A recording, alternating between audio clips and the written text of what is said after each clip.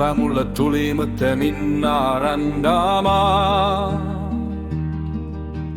Mitte päris ära, vaid siinsamas Hiiumaal. Panin pilli seljakotti, võtsin õleale. Lahkusin ja lehvitasin kodukülale. Kauaks ma ei mõelnud minna veidikeseks vaid.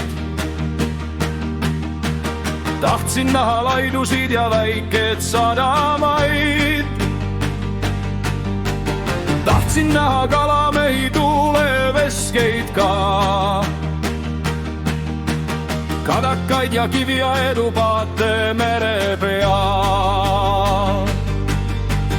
Kõike nägin, mida tahtsin ja veel rohkemgi.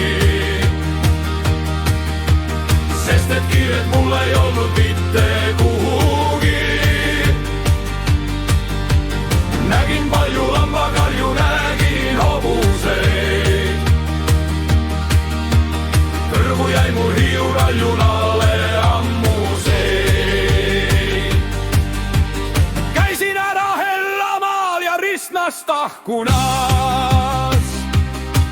Ja Kõputule tornis kõike kõrgelt vaatamas. Emmastesse sattusin, üks kirik oli seal. Ja üks päev käisin täisa säre tirbi otsa peal. Ööd ma veetsin onnides ja metsamajades. Niimoodi see aeg siis veeres kaunis looduses. Lõpuks ühel päeval tõi mind Heltermaale tee. Praamil ootas rahvas, et saaks sõita mandrile. Aga minu reisus selles kohas läbi sai. Seadsin sammud kodu poole täpselt enne kai.